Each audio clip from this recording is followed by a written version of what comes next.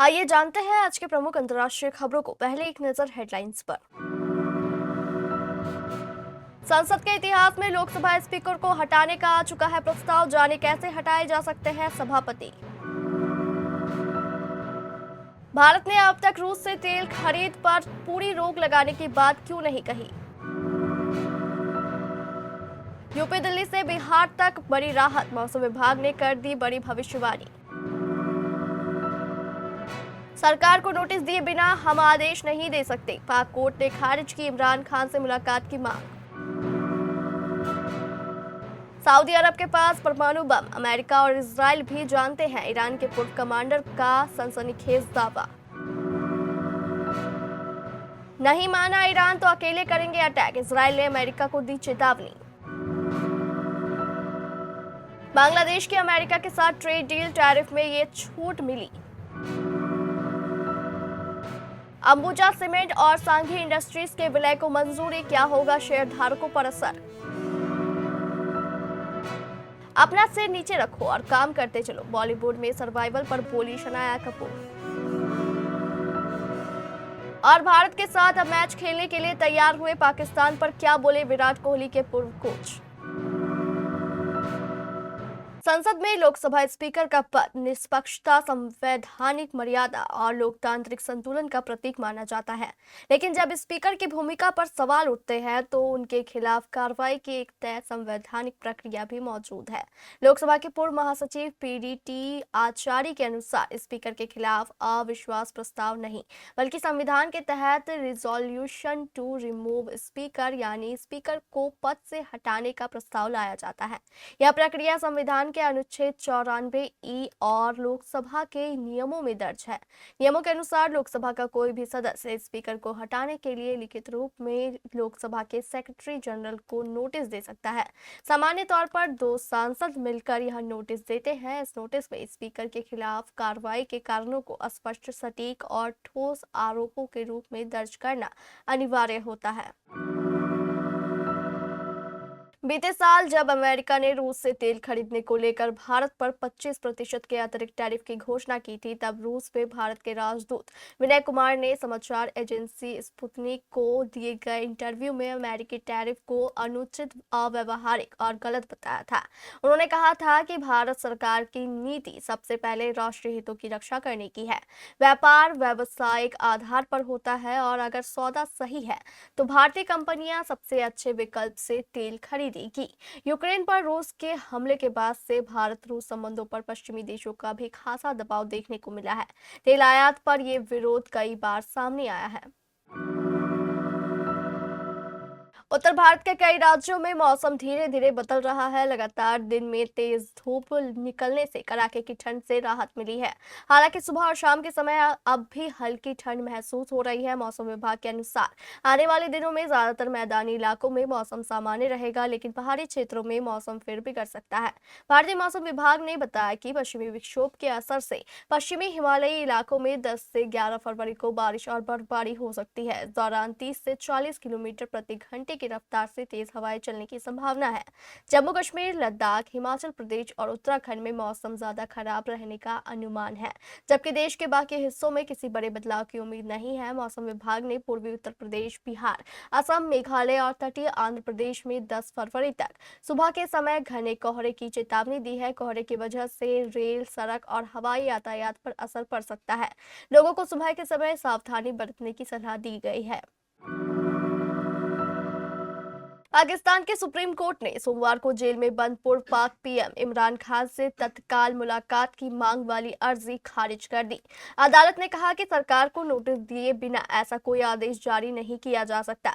इमरान खान से मुलाकात की यह मांग उनकी पार्टी पाकिस्तान तहरीक-ए-इंसाफ के वरिष्ठ नेता तलीफ खोसा ने की थी। सुनवाई के दौरान पाकिस्तान के मुख्य न्यायाधीश हाया अफरीदी ने खोसा से कहा कि सरकार को पहले नोटिस जारी किए बिना अदालत मुलाकात से जुड़ा कोई आदेश नहीं दे सकती।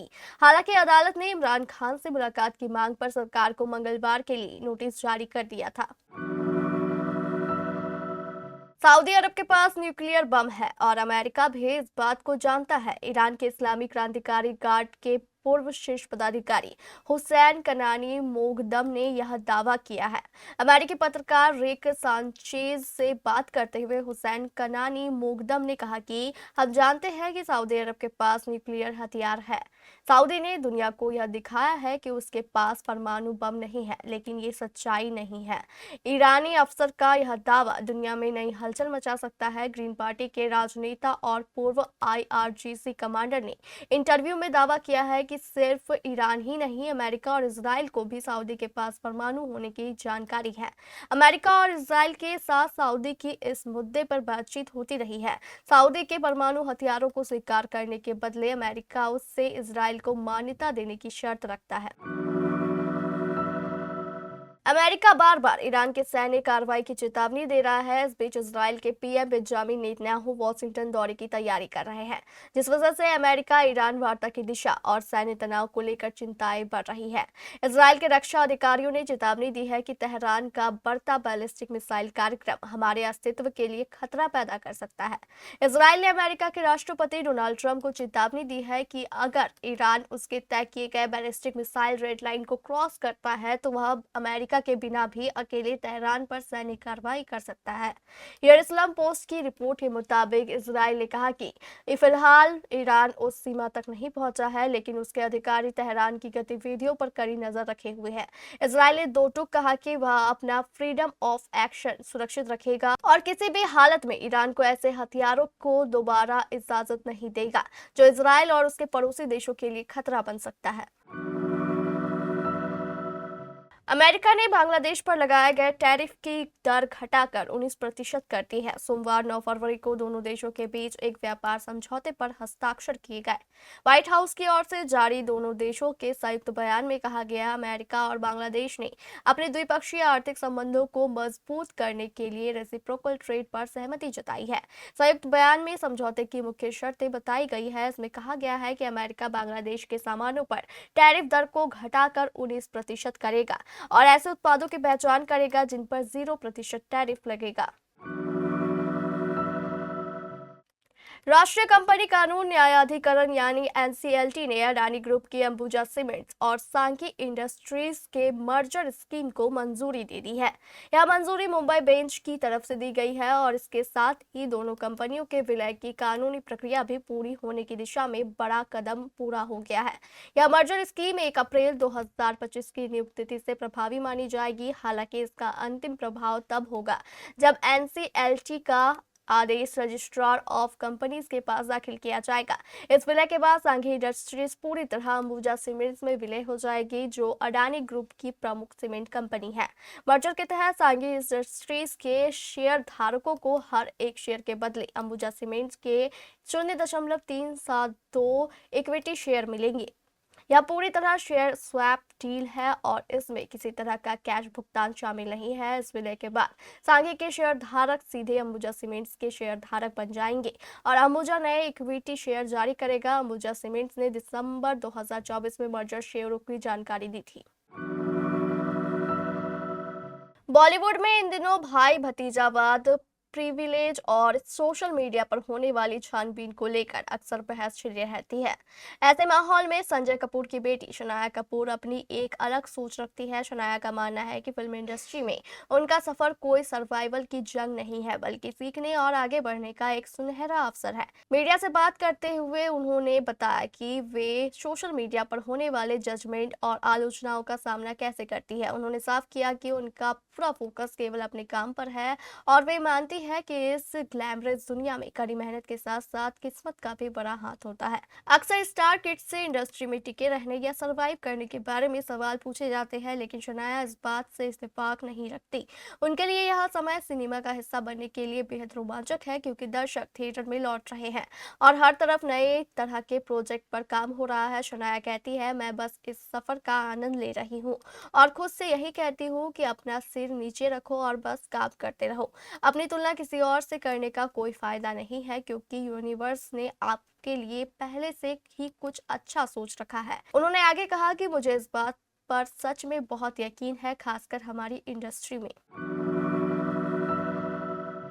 T20 वर्ल्ड कप में पाकिस्तान का पहले भारत के खिलाफ मैच बहिष्कार करने की घोषणा और फिर खेलने के लिए राजी होने के पूरे घटनाक्रम को विराट कोहली के पूर्व कोच राजकुमार शर्मा ने ड्रामा बताया है। न्यूज एजेंसी से बातचीत में राजकुमार शर्मा ने कहा, ये ड्रामा ही पाकिस्तान का जो वो हमेशा से करता आया है। बांग्लादेश को उन्होंने सपोर्ट करके उनको बाहर करा दिया। अब उनको एहसास हुआ है कि अगर वो भारत के साथ नहीं खेलेंगे तो उनका कितना नुकसान होगा, तो ये अपेक्षित है पाकिस्तान से ऐसी चीजें जो उन्होंने इस बार भी किया। पाकिस्तान के प्रधानमंत्री शहबाज शरीफ ने पाकिस्तानी क्रिकेट टीम को 15 फरवरी को भारत के खिलाफ T20 वर्ल्ड कप मैच खेलने की अनुमति दे दी है। उन्होंने कहा कि यह फैसला मित्र देशों के अनुरोध पर लिया गया है।